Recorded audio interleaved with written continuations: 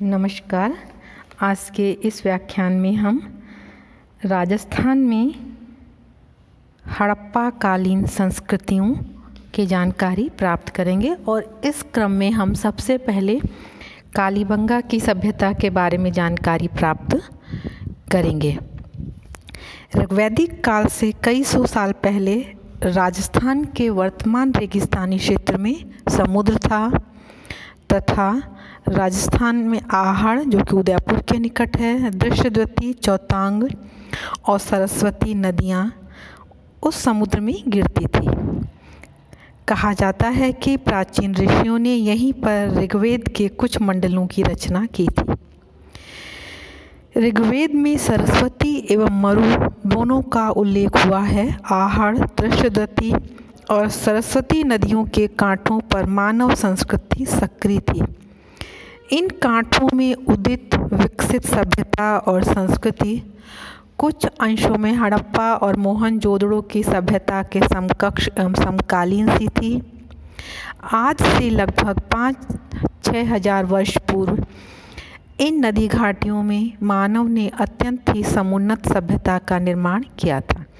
इसमें कालीबंगा और आहड़ की सभ्यता अत्यधिक महत्वपूर्ण है। आज हम कालीबंगा की सभ्यता के बारे में जानकारी प्राप्त करेंगे। राजस्थान की सर्वाधिक प्राचीन एवं महत्वपूर्ण सभ्यता के चिन्ह दृश्यद्वती और सरस्वती नदियों की घाटी से प्राप्त हुए हैं। प्राप्त अवशेषों का अध्ययन करने के बाद पुरातत्ववेत्ताओं ने इस सभ्यता को सैंधव सभ्यता, सिंधु घाटी की सभ्यता से भी प्राचीन बताया है। कार्बन 14 तिथि निर्धारण की सहायता से विद्वानों ने यह निर्धारित किया है कि कालीबंगा में हड़प्पा संस्कृति के प्रारंभिक स्तरों की तिथि 22वीं शताब्दी ईसा पूर्व है और अंतिम स्तर को अब 18वीं एवं 17वीं शताब्दी ईसा पूर्व की माना जाता है। दुर्भाग्यवश कुछ प्राकृतिक कारणों के परिणाम स्वरूप कालांतर में सरस्वती नदी लुप्त हो गई और इसी के साथ इस समृद्ध सभ्यता के केंद्र कालीबंगा का ह्रास हो गया। कालीबंगा बीकानेर संभाग के गंगानगर जिले में घग्गर नदी के किनारे पर स्थित है। कालीबंगा सभ्यता की जानकारी के लिए भारत सरकार के पुरातत्व विभाग ने सर्वप्रथम 1952 में खोज श्री अमलानंद घोष के नेतृत्व में की थी।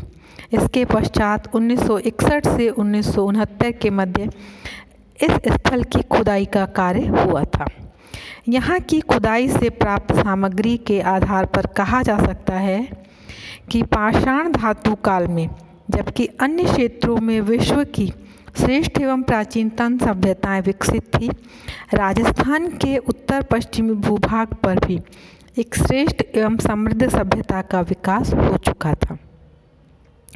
हड़प्पा और मोहनजोदड़ो को सैंधव सभ्यता की दो राजधानियां कहा जा सकता है, तो कालीबंगा को सरस्वती सभ्यता का एक महत्वपूर्ण केंद्र कहा जा सकता है। हम अब जानकारी प्राप्त करेंगे कि कालीबंगा में नगर एवं भवन निर्माण की क्या योजना थी।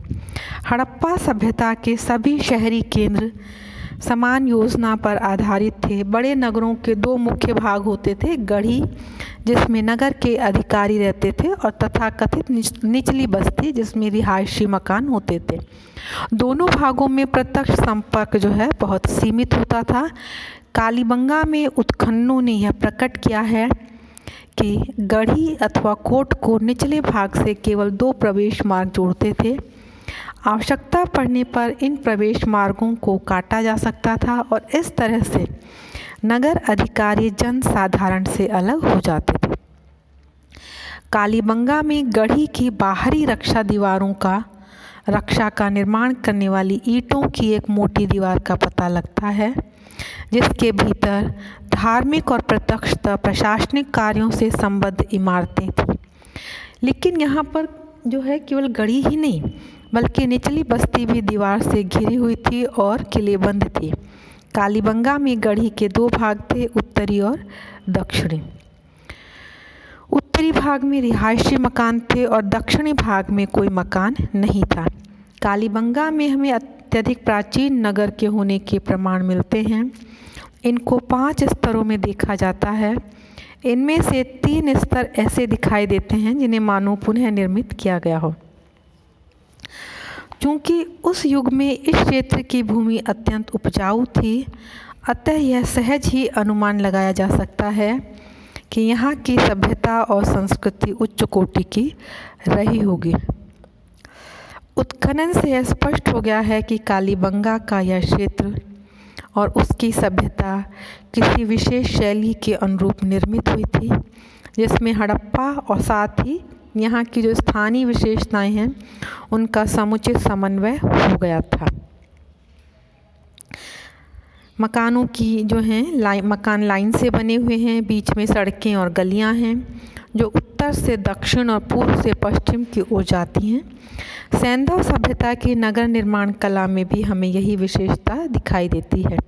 इससे यह बात स्पष्ट हो जाती है कि आदि ऐतिहासिक काल में यहाँ एक निश्चित नगर योजना बन चुकी थी।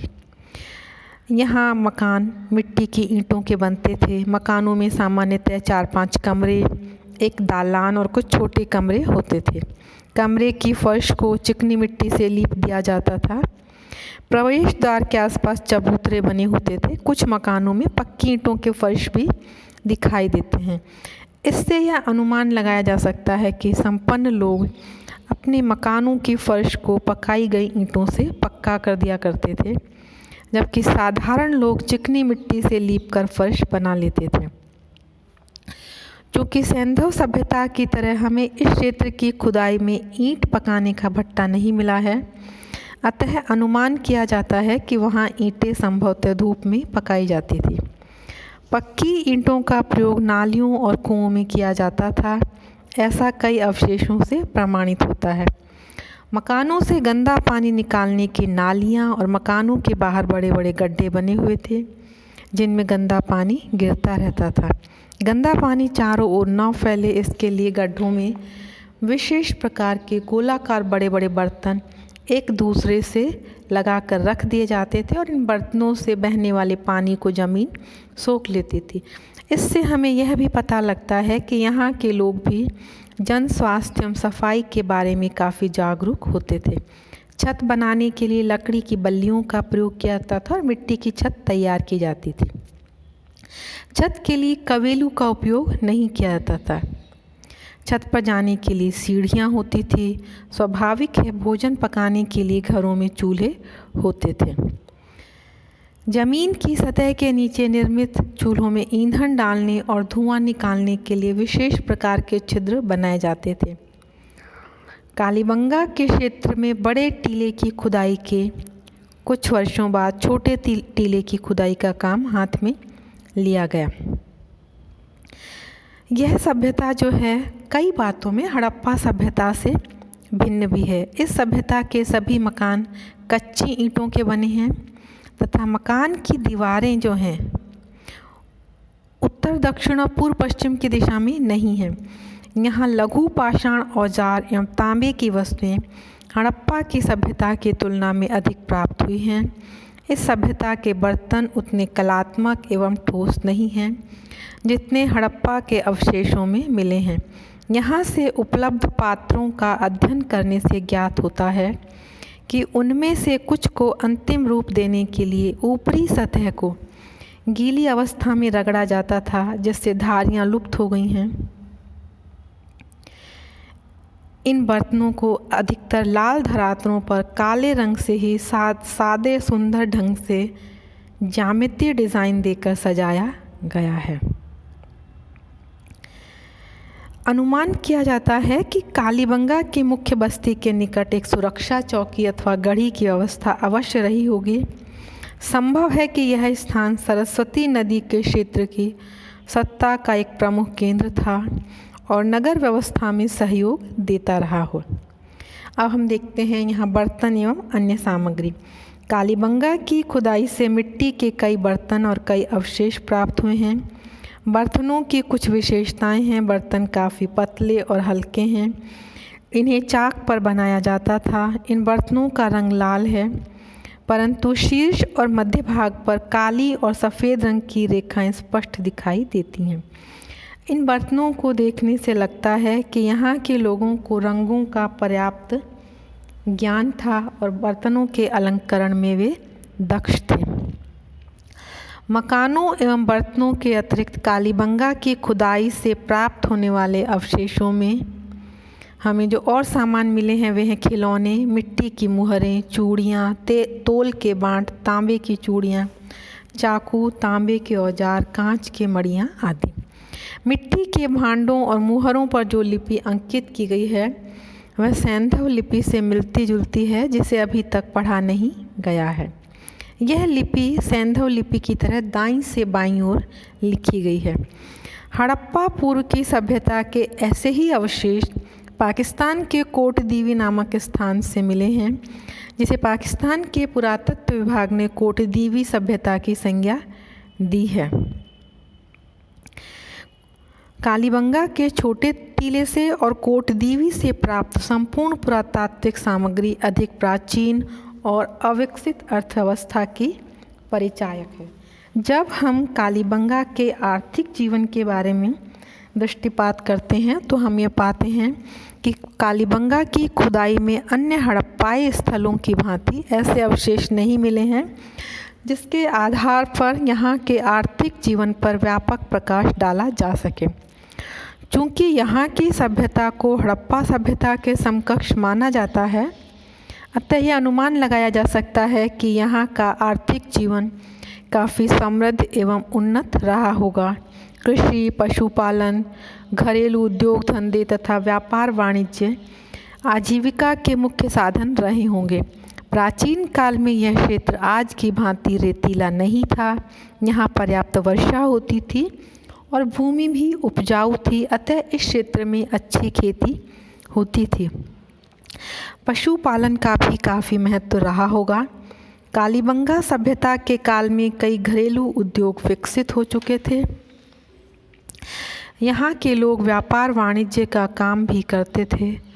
खुदाई में तोल के बटखरे मिले हैं। इससे स्पष्ट है कि अनेक वस्तुओं का विनिमय तोल कर किया जाता था।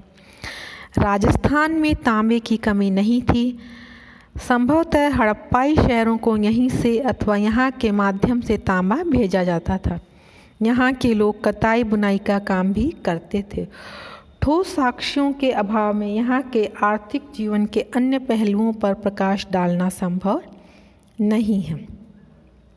इसी तरह से इनके धार्मिक विश्वासों के बारे में भी कुछ नहीं कहा जा सकता, क्योंकि खुदाई में न तो कोई धार्मिक स्थान और न मूर्तियाँ मिली हैं।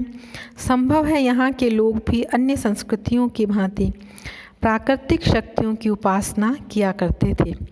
कालीबंगा की खुदाई में समाधियाँ अथवा कब्रें नहीं मिली हैं, अतः वे लोग अपने शवों का संस्कार कैसे करते थे इस बारे में कुछ नहीं कहा जा सकता। कालीबंगा के खोज से एक और प्रश्न हमारे सामने उपस्थित होता है कि इस सभ्यता के निर्माता कौन थे, उनका हड़प्पा वासियों से क्या संबंध था। इस बारे में कई संभावनाएं व्यक्त की जाती हैं। चूँकि हड़प्पा सभ्यता का प्राचीनतम स्वरूप विकसित अवस्था में आने से पहले वही रहा होगा जो कालीबंगा और कोटदीवी नामक स्थानों पर देखने को मिलता है। यही प्रारंभिक स्वरूप समय पाकर अपने तकनीकी एवं भौतिक ज्ञान के विकास के फलस्वरूप विश्वविख्यात सैंधव अथवा हड़प्पा सभ्यता के रूप में प्रकट हुआ होगा। इस तरह से हमने कालीबंगा सभ्यता के बारे में जानकारी प्राप्त की।